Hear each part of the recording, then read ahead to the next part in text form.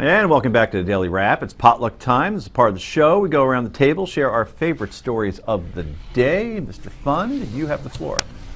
I just got back from a very interesting trip to Europe. Last year I went to Ukraine just about the time that the Russians had invaded Crimea.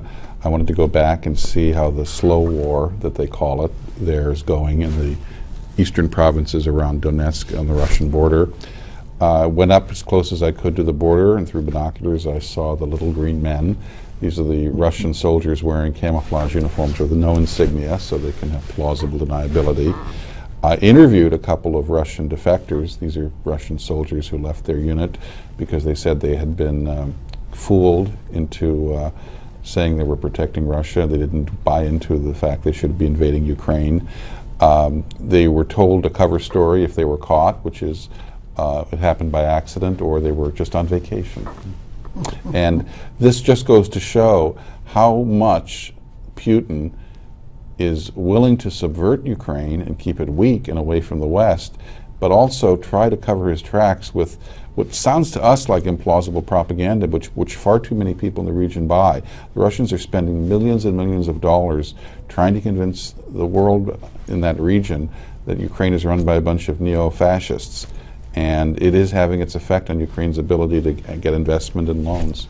They once called, right after Gorbachev took, office, and there was the whole perestroika, and it was going to be a freer country, and they called, the KGB the KG used to be.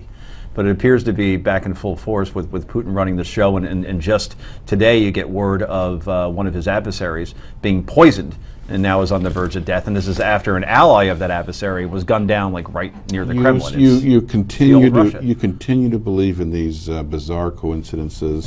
These are clearly provocations put forth by the West, obviously to make the Russian government look bad. You cannot, under any circumstances, believe that the peace-loving Russian people. I mean, look, the Euro Song Contest, where Sweden barely beat out Russia. I watched it in Europe live. It's a fun, kitschy thing with 40 countries involved. The Russian song was called 1 Million Voices for Peace, and it was very nice lyrics. And I was watching with some very hard-bitten, cynical journalists, and one said, well, let's see. If they have 1 million voices for peace in Russia, what do the other 142 million people think? Yeah, there's a lot of others. So how do you think this all plays out as far as Russia, Ukraine, and it seems to be total apathy as far as the West is concerned? That story has kind of been buried. I think the only leverage we have is to add people to the Magnitsky list. This is the list of people, 32 people who were involved in the death of a Russian lawyer, human rights lawyer, a few years ago. We finally got some people on sanctions list. It hurts them with their investments overseas and their ability to travel to the West. I think we should be targeting Russian oligarchs and Russian officials that support Putin in office. I think that's the only way we can put pressure on them. Otherwise, Putin is slowly but surely winning the geopolitical war. I have a question for you. You mentioned you were in the Ukraine last year and you were just back there this year. How much change did you see in how life was for people who lived there in that period of time?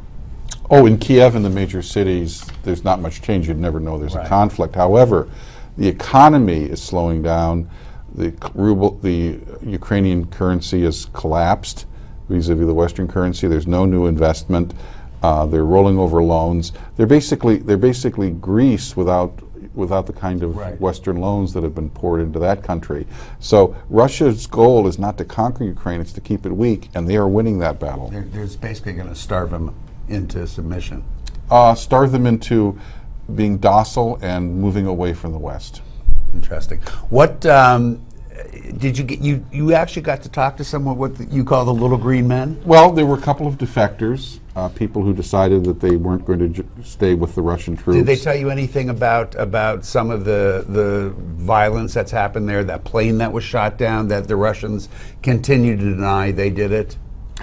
The Russians have made alliances with all kinds of extremist factions all over the world. Many of these people have sent gunmen and mercenaries into Ukraine. It's not just Russian troops, it's people from all over the world.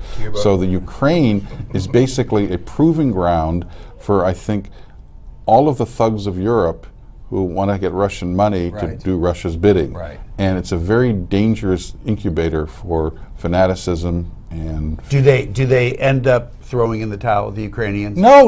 The Ukrainians are doing the best they can with what they have. But think about this. Here we are, 2 years into this crisis, and the United States won't send even small arms to the Ukrainians. Won't even sell them small arms. Why won't we? We don't want to because- antagonize the Russians. Right? Because we don't want to get involved in the region. Can't we do that secretly, though, in some level? Well, that didn't seem to work out well in Iran 30 years ago. It the didn't seem whole to work out conscience. well in Libya a couple years ago. In fact, Secretary of State Hillary Clinton may have to answer for some of that. I don't think they want to try that again. Okay, let's erase the last The 30 word seconds of this Benghazi show. comes to Anyway, mind. when we come back, it's time for Yay or Nay. Don't go anywhere. This is the Daily Wrap.